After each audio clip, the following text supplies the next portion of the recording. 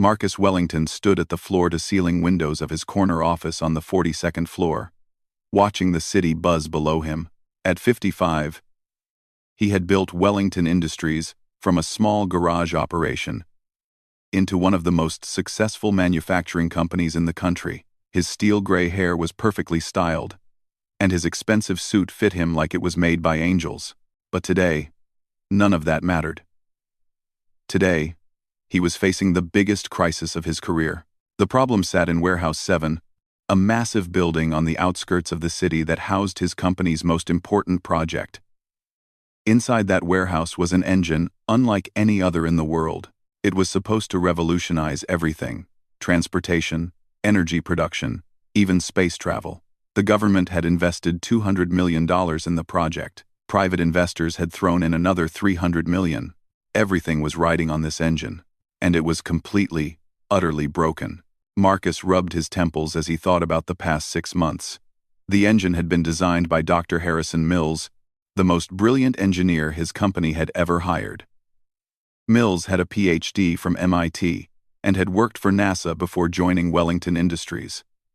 The man was a genius. Everyone said so. He had designed engines for military jets and space shuttles. If anyone could build this revolutionary engine, it was Mills. But 3 weeks ago, Mills had vanished. Not quit his job, not given notice, simply disappeared. His apartment was empty, his bank accounts were closed, and his phone number was disconnected. It was as if the man had never existed. The only thing he left behind was the engine, sitting silent and cold in Warehouse 7, refusing to work no matter what anyone did to it. Marcus had called in every expert he could find: engineers from Boeing, mechanics from Formula One racing teams, professors from the best universities in the world. They all said the same thing: the engine was impossible. The design made no sense. The parts shouldn't work together. Some of the components seemed to defy basic laws of physics. Yet somehow, the engine had been partially built, and according to Mills's notes, it had actually run for a few minutes during initial testing. The shareholders were getting nervous. The government was asking questions. If Marcus couldn't get the engine working soon, Wellington Industries would collapse, taking thousands of jobs and billions of dollars with it. His assistant knocked on the door and stepped inside. Jennifer was a sharp woman in her 30s who had been with the company for 8 years. She knew how to read Marcus's moods, and right now, she could tell he was desperate. "Mr. Wellington," she said carefully, "I might have found someone who could help with the engine." Marcus turned from the window, hope flickering in his eyes. "Another engineer? Please tell me it's someone who understands Mills's work." Jennifer shook her head. "Not exactly an engineer, sir.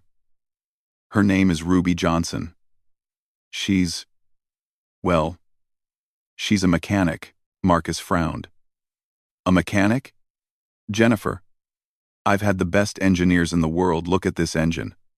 What could a mechanic possibly do that they couldn't?" "She's not just any mechanic, sir. She works at Joe's auto shop downtown, but she has a reputation. People say she can fix anything.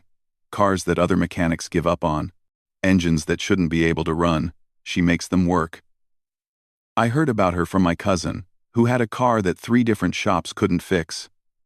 Ruby had it running in 2 hours." Marcus sat down heavily in his leather chair. The desperation was starting to show on his face. "Jennifer, we're talking about a multi-billion-dollar project here, the most advanced engine ever designed.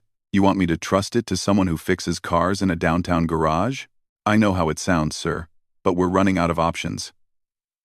The board meeting is next week, and if we don't have good news..." Marcus didn't need her to finish the sentence. He knew exactly what would happen at that board meeting. They would vote him out as CEO, and probably shut down the entire project. 25 years of building his company would be gone. He picked up his phone and dialed his security chief.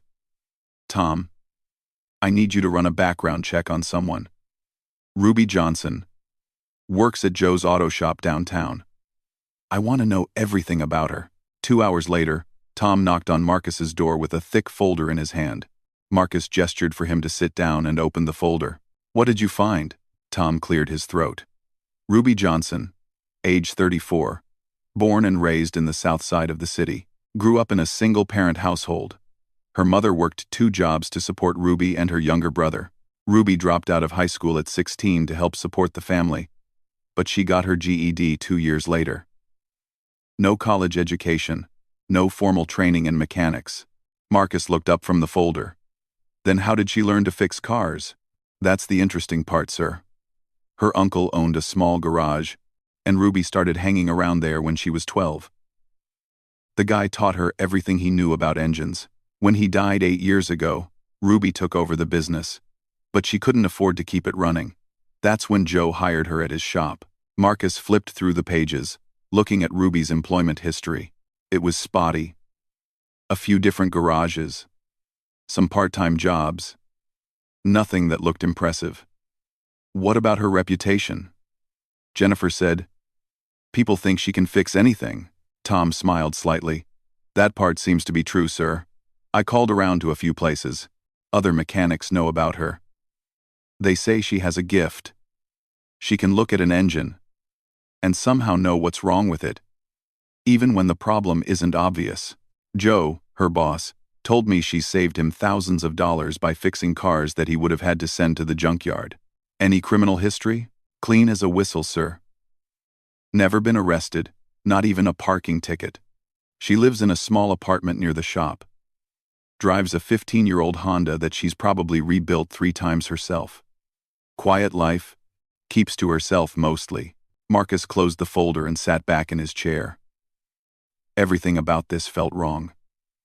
Ruby Johnson was about as far from Dr. Harrison Mills as a person could get. She was a black woman from the wrong side of town with no education and no credentials. Mills had been a white man from an Ivy League family with degrees from the best schools in the world. How could someone like Ruby possibly understand work that had stumped the brightest minds in engineering? But as Marcus sat there, staring at the folder, he realized something. All those brilliant engineers had failed. All their degrees and credentials and expertise hadn't helped them make sense of Mills's engine. Maybe what he needed wasn't more of the same. Maybe he needed someone who thought differently. He picked up his phone and dialed Jennifer's extension. Set up a meeting with Ruby Johnson. Tomorrow morning, 10 o'clock. Ruby, should I have her come here to the office, sir? Marcus thought about that. The idea of bringing Ruby into his gleaming corporate headquarters felt wrong somehow. She would be out of place here, probably uncomfortable. "No," he said finally. "I'll go to her. Set it up at Joe's auto shop." The next morning, Marcus drove across town in his Mercedes, heading toward a part of the city he rarely visited. The buildings got older and shorter as he drove, the clean corporate towers giving way to small shops and restaurants and apartment buildings that had seen better days. Joe's auto shop sat on a corner lot, a squat brick building with 3 garage bays and a small office out front. Marcus parked his car and walked toward the shop, feeling oddly nervous. Through the open garage doors, he could see someone working under the hood of an old pickup truck. The person was small and slight, wearing oil-stained coveralls and work boots. When they straightened up, Marcus saw it was a woman with dark skin and short hair, pulled back in a ponytail. She couldn't have been more than 5 feet 4 inches tall, but there was something about the way she moved that suggested strength and confidence. "You must be Mr. Wellington," she said, wiping her hands on a rag. Her voice was warm, but cautious. "Jennifer called yesterday and said you wanted to meet." Marcus stepped forward and extended his hand. "Ruby Johnson? Thank you for agreeing to see me." Ruby shook his hand firmly. Her grip was strong, and Marcus could feel the calluses from years of working with tools. "I have to say, Mr. Wellington, I was surprised by your call. Don't get many CEOs coming around Joe's shop. Please, call me Marcus. And I'm here because I have a problem that no one seems able to solve." Ruby gestured toward 2 folding chairs near a workbench. "Why don't you tell me about it?" For the next 20 minutes, Marcus explained about the engine, about Dr. Mills and his disappearance, about the experts who had all failed to make sense of the design. He tried to explain it in simple terms, but even simplified, it sounded incredibly complex. Ruby listened without interrupting, occasionally nodding or asking a quick question. When Marcus finished, she was quiet for a long moment. "So you want me to look at this engine?" she said finally. Even though a bunch of fancy engineers with degrees couldn't figure it out. Marcus nodded. I know it sounds crazy. It does, Ruby agreed. But I'll tell you something. Mr. Wellington, sometimes the fanciest solution isn't the right one. Sometimes you need to step back and look at the basics. What does the engine need to do? Oh, generate power. More power than any engine that size has ever produced. Using a new type of fuel system. Of the process. Of the clipped of this is 9. Ruby stood up and walked over to the pickup truck she had been working on. This old truck came in here last week, she said, patting the fender. Owner said it wouldn't start. 3 other shops told him the engine was shot. That he needed to buy a new truck. But when I looked under the hood, you know what I found? Marcus shook his head. Bad spark plug. 50-cent part. All those other mechanics were looking for complicated problems. Electrical issues. Fuel system failures. Nobody checked the simple stuff first. She turned back to Marcus. Now, I'm not saying your fancy engine has a bad spark plug. But maybe all those experts were looking for complicated answers when the real problem is something simple. Marcus felt a flicker of hope. So you'll look at it? Ruby considered this. I'll look at it. But I want to be clear about something, Mr. Wellington. I'm not like those engineers you've been dealing with. I don't have degrees or certificates or letters after my name. What I have is 34 years of watching engines work and figuring out why they don't. If that's not good enough for you, you should probably find someone else. Right now, Marcus said honestly, you're my best hope. Ruby nodded slowly. How about now? An hour later, Marcus was driving Ruby across town in his Mercedes. She sat in the passenger seat, looking out at the city as they headed toward Warehouse 7. She didn't say much during the drive, but Marcus could sense her taking everything in. Warehouse 7 sat behind a high fence with security guards at the gate. As they drove through, Ruby looked around at the other buildings, the loading docks, the trucks moving back and forth. Big operation you got here, she said. Wellington Industries has been good to me, Marcus replied. I started this company 25 years ago, with nothing but an idea and a loan I could barely qualify for. Now we employ over 3,000 people, Ruby nodded approvingly. That's a lot of families depending on you. The warehouse itself was enormous, easily the size of a football field. Most of it was empty space, but in the center sat the engine. Even from a distance, it was clearly something special. It stood about 8 feet tall and 12 feet long. Made of polished metal that gleamed under the warehouse lights. Cables and pipes ran from it to various monitoring stations, and computer screens surrounded it on all sides. Ruby walked slowly around the engine, not touching anything, just looking. Marcus watched her face, trying to read her expression. After several minutes, she stopped and turned to him. This is it? She asked. That's it. $200 million of the most advanced engineering in the world. Ruby walked around it again, this time stopping to look more closely at specific components. Mr. Wellington, she said finally, can I ask you something? Of course. What exactly happened the day Dr. Mills disappeared? Marcus felt his throat tighten at Ruby's question. What do you mean? Ruby kept her eyes on the engine as she spoke. Well, you said Dr. Mills just vanished 3 weeks ago. People don't usually disappear right in the middle of a big project like this, unless something spooked them. So what happened that day? Marcus had been dreading this question ever since Mills vanished. The truth was, he didn't really know what had happened. He had been in back-to-back meetings that entire day and hadn't seen Mills at all. By evening, when he finally got down to the warehouse to check on progress, Mills was gone. I'm not entirely sure, Marcus admitted. Mills had been working late nights for weeks, pushing hard to get the engine ready for its first full test run. That morning, everything seemed normal. But when I came down here that evening, he was gone. His tools were still laid out. His coffee cup was still warm. But he had vanished. Ruby walked over to one of the workbenches that surrounded the engine. Tools were scattered across its surface, precision instruments that cost more than Ruby made in a year. She picked up a torque wrench and examined it carefully. What about security cameras? She asked. We checked everything. The cameras show Mills working here until about 3 in the afternoon, then nothing. No footage of him leaving the building, no record of his security card being used to exit. It's like he just disappeared into thin air. Ruby set down the wrench and moved to another workbench. This one had stacks of papers covered in complex diagrams and equations. She picked up one of the sheets and studied it, even though Marcus was sure the mathematical formulas might as well have been written in ancient Greek to someone without an engineering background. These are his notes? She asked. Yes, that's all we have left of his work. The problem is, most of our other engineers can't make sense of them.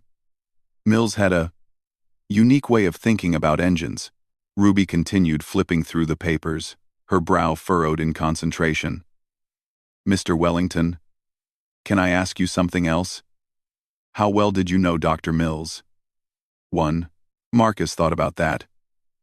Professionally, quite well.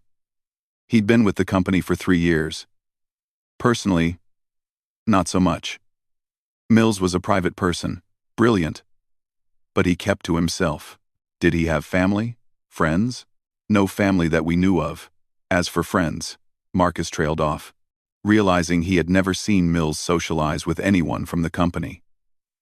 I don't think he was close to anyone here. Something. My botrends. Honor P. Ruby nodded thoughtfully and moved closer to the engine itself. She pulled a small flashlight from her pocket and began examining the various components more closely. Marcus watched her work, impressed by how methodically she approached the task. This wasn't the random poking around he might have expected from someone without formal training. Ruby seemed to have a system, a way of breaking down the complex machine into understandable pieces.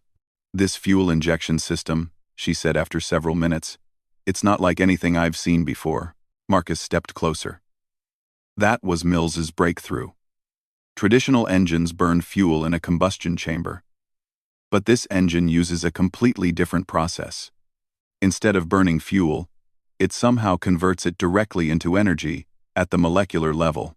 Ruby shined her flashlight into the fuel system, following the pipes and connections. How's that supposed to work? I honestly don't know the details. Mills tried to explain it once, but it was way over my head. Something about breaking down fuel molecules and reorganizing them to release energy without combustion. Ruby continued her examination. And this actually worked? You said it ran during testing. According to Mills, yes. He said he got it running for about 5 minutes before it shut down automatically. He was working on extending that runtime when he disappeared. Ruby moved to the other side of the engine, examining what looked like a control panel covered in switches and digital displays. What's this part? What's this part? The control system. It monitors all the engine's functions and makes adjustments to keep everything running smoothly. Ruby studied the control panel for a long time, occasionally pressing buttons to see what would happen. Nothing did. The engine remained completely dead. After a while, she pulled out her phone and took several pictures of the controls. Mind if I look at more of Dr. Mills's notes? She asked. Marcus led her over to a file cabinet that contained hundreds of pages of Mills's research. Ruby sat down and began reading through them systematically. Marcus pulled up a chair and watched her work, amazed by her focus and attention to detail. Can you actually understand these? He asked after an hour had passed. Ruby looked up from a particularly complex diagram. Some of it. Dr. Mills was definitely brilliant, but he had a strange way of explaining things. Look at this. She pointed to a section of notes. He's describing how the fuel molecules break down, but instead of using normal scientific terms, he's writing about them like they're people at a party, talking to each other, and deciding to change into something else. Marcus leaned over to look. I never noticed that before. It's like he was trying to make the science more human, I guess. Less technical and more personal. Ruby flipped to another page. And look here. He's drawn little faces on some of the molecules. Like they're happy or sad depending on what's happening to them. That was definitely odd, Marcus thought. Mills had always been strictly professional in his presentations and reports. This whimsical side of his notes was completely new. Ruby continued reading for another hour, occasionally stopping to take pictures of particularly interesting pages. Finally, she looked up at Marcus. "I'd like to start working on the engine itself now, if that's okay. But I'm going to need some help." "Right. Whatever you need. I need someone who can operate the computer systems and monitoring equipment.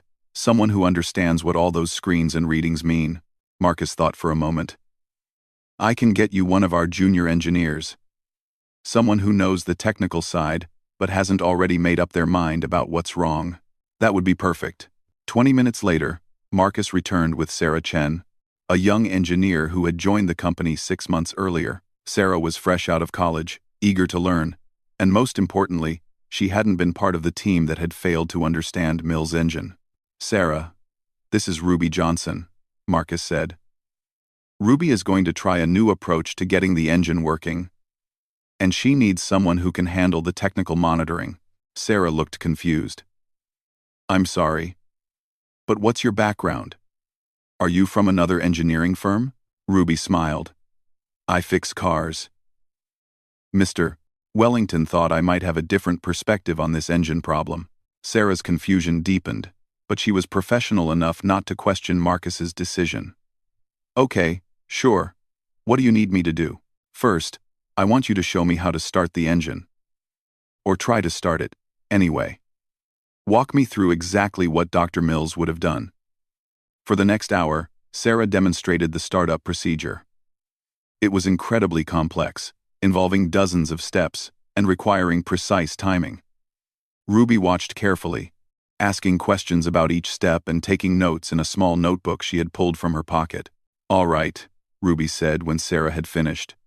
"Now I want to try something different. Sarah, can you bring up the readings from the day the engine last ran successfully?" Sarah pulled up the historical data on her computer. "Here it is. This was 3 weeks ago, the last time Dr. Mills got it running." Ruby studied the numbers on the screen.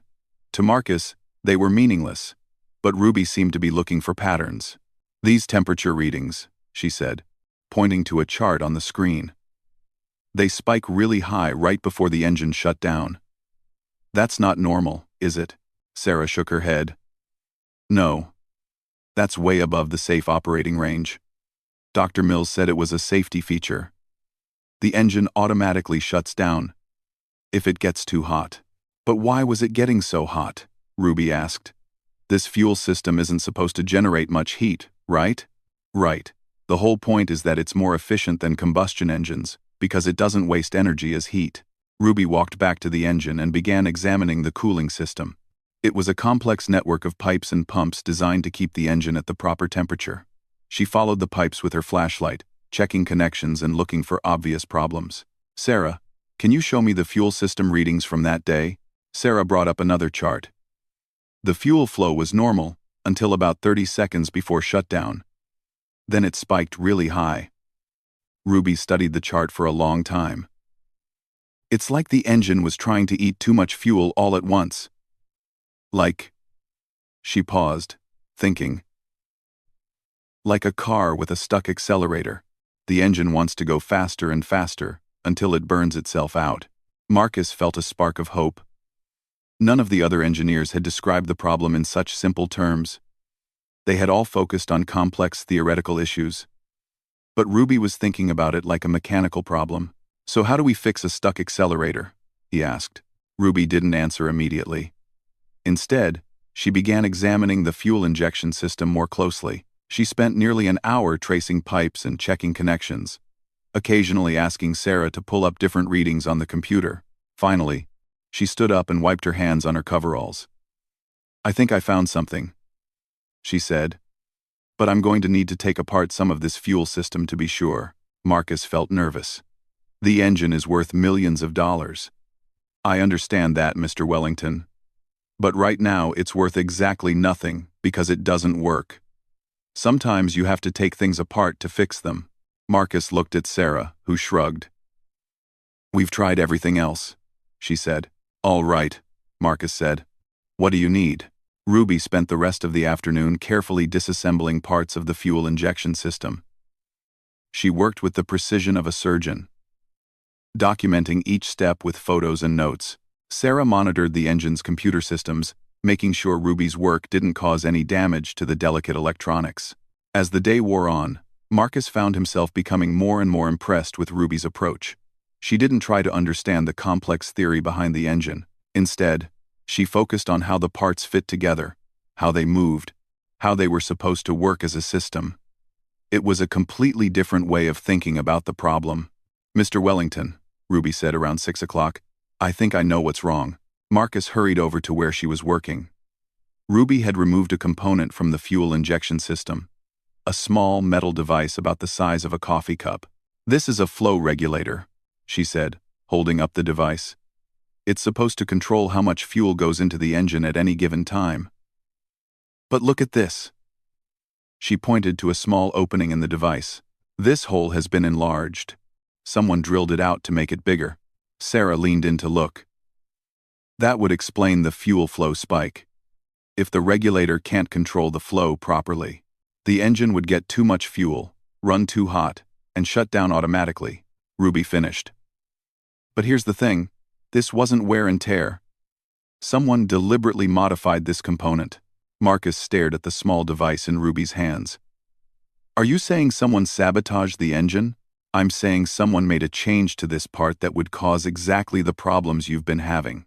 And based on how precise this drilling is, it was done by someone who knew exactly what they were doing."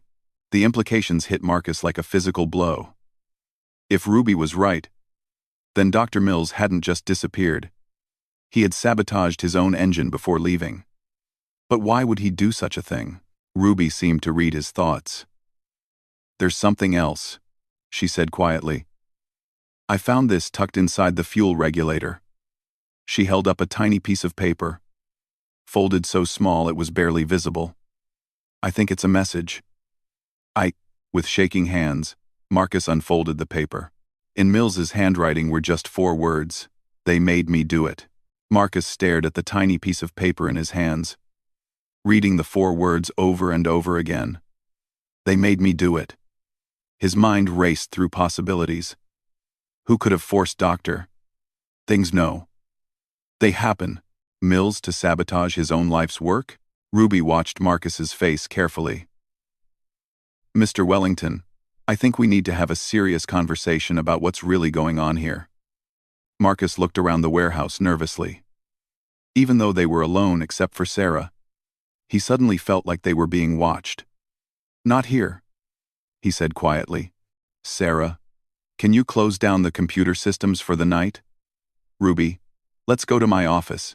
20 minutes later, the 3 of them sat in Marcus's office with the door closed and the blinds drawn. Marcus poured himself a large glass of whiskey and offered drinks to Ruby and Sarah. But they both declined.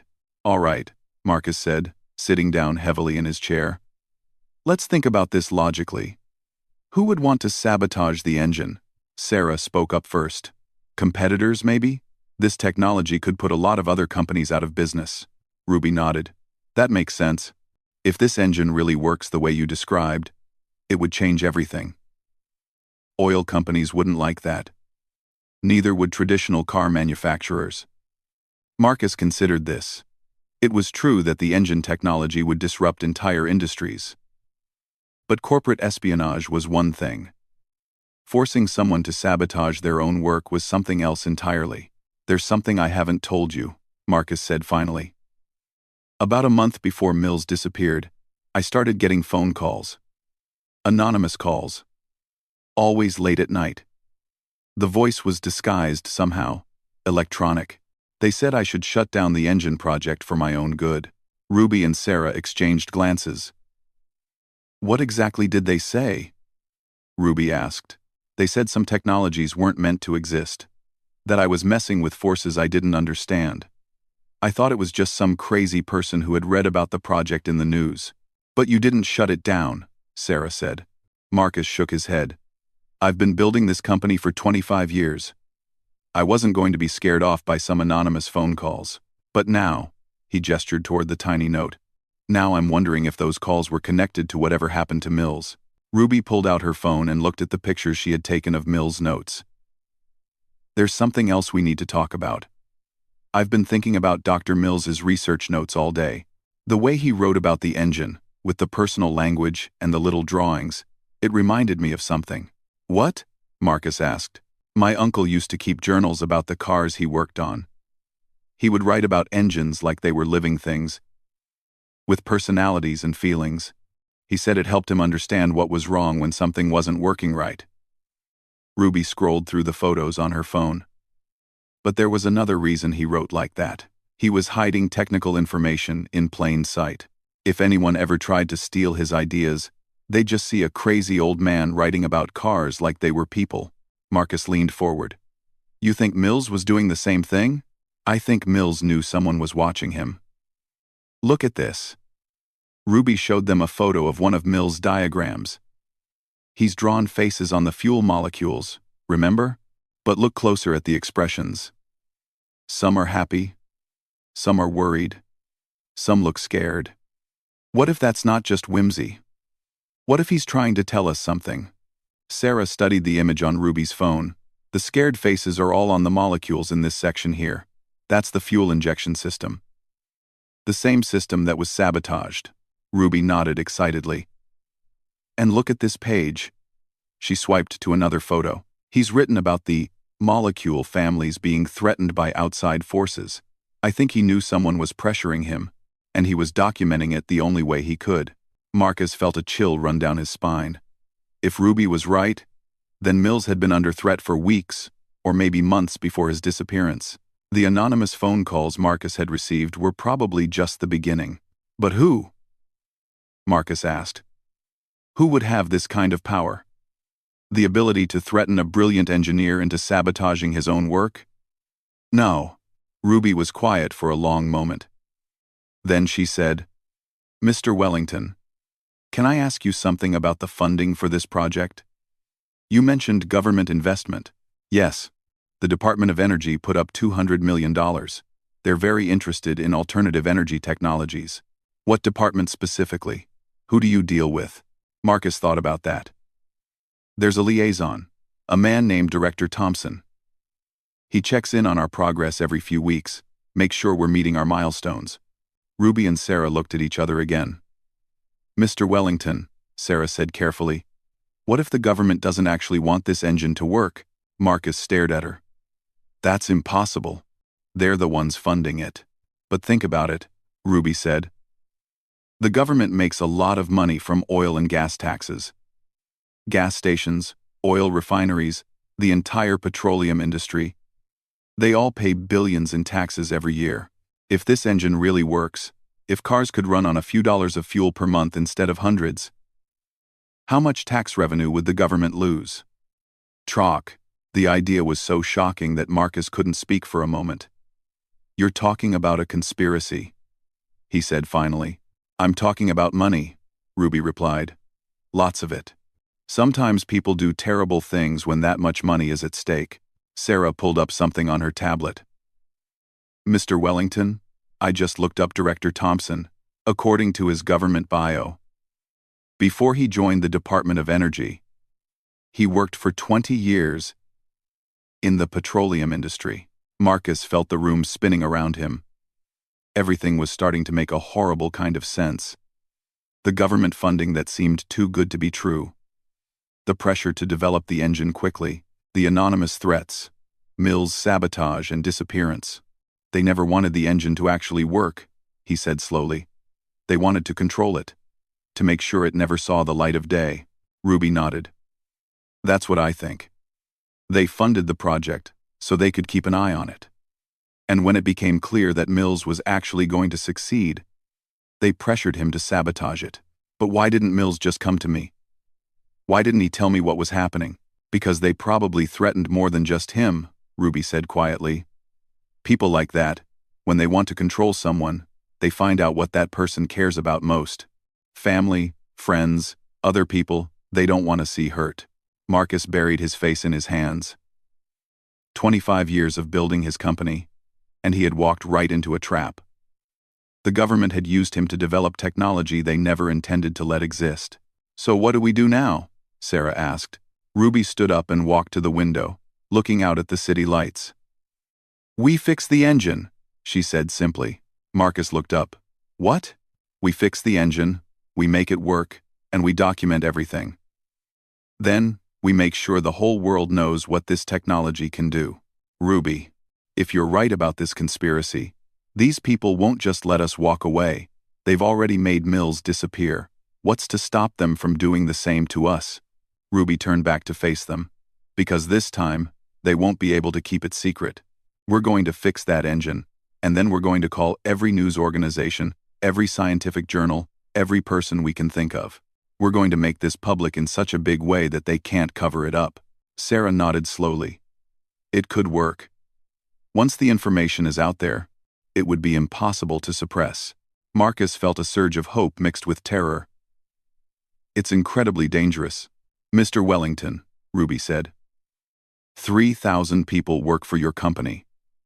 If this project fails, they all lose their jobs. And millions of people around the world will keep paying high prices for fuel when they don't have to. Sometimes you have to take risks to do the right thing. Marcus looked at these two women. One, a young engineer just starting her career. The other, a mechanic from downtown who had stumbled into the biggest conspiracy he could imagine. Both of them were willing to risk everything to see this through. All right, he said finally. Let's fix the engine.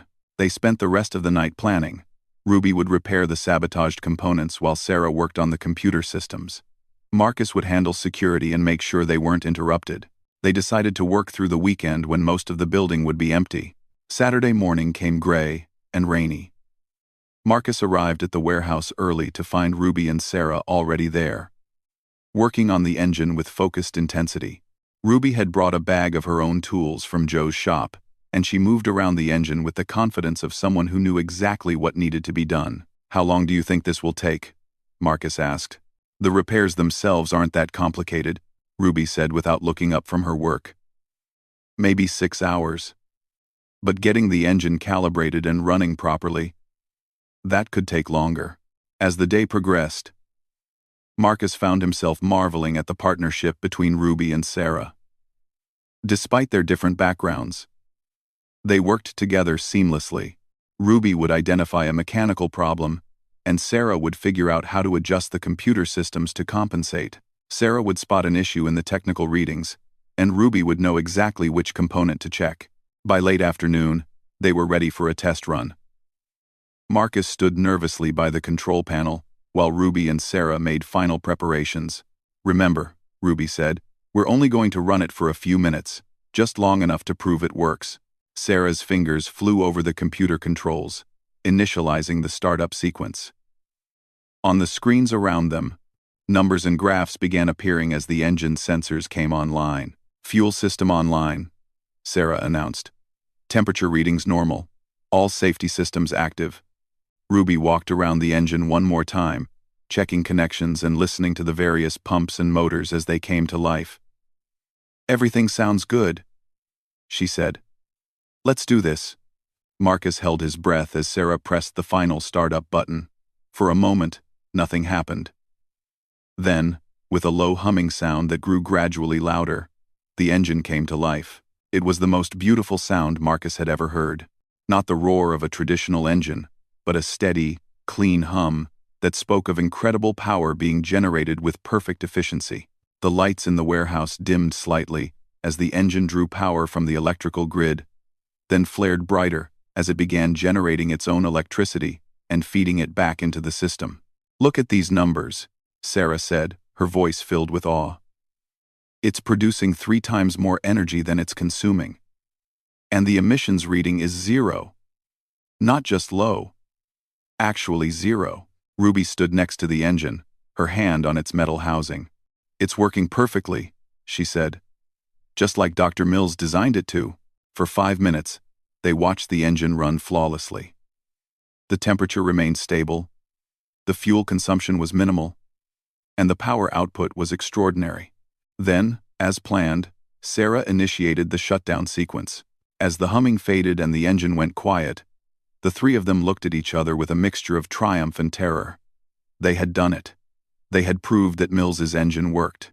Now came the dangerous part. Marcus, Ruby said quietly, there's something else in Mill's notes that you need to see. She pulled out her phone and showed him a page he hadn't seen before. "I found this hidden in the back of one of his journals. It's a list of names and phone numbers." Marcus studied the list. There were journalists from major newspapers, producers from news television shows, scientists from universities around the world. At the bottom of the list, in Mills's careful handwriting, were the words, "If anything happens to me, contact these people. Tell them the truth." He planned for this, Marcus realized. He knew what might happen, and he left us a way to get the story out. Ruby nodded. Dr. Mills was a smart man. He knew they would try to bury this technology, so he made sure we'd have a way to fight back. Over the next 2 hours, they made dozens of phone calls. They contacted journalists, scientists, environmental groups, and anyone else who might be interested in the story of a revolutionary engine that could change the world. They sent photos, video footage, and technical documentation to news organizations around the globe. By Monday morning, the story was everywhere. "Secret government conspiracy to suppress revolutionary engine technology" was the headline in major newspapers. Television news shows featured interviews with independent scientists who confirmed that the technical data was real. Environmental groups hailed it as the breakthrough they had been waiting for. The response from Director Thompson and the Department of Energy was swift and predictable. They denied everything, claiming the engine was a hoax and threatening legal action against anyone who published the story. But it was too late. The information was out there, confirmed by too many independent sources to be dismissed. 3 weeks later, Marcus sat in his office reading the morning news on his tablet. Wellington Industries' stock price had tripled as investors realized they owned the rights to the most important technology of the century. Orders for engines were pouring in from around the world. Major car manufacturers were lining up to license the technology.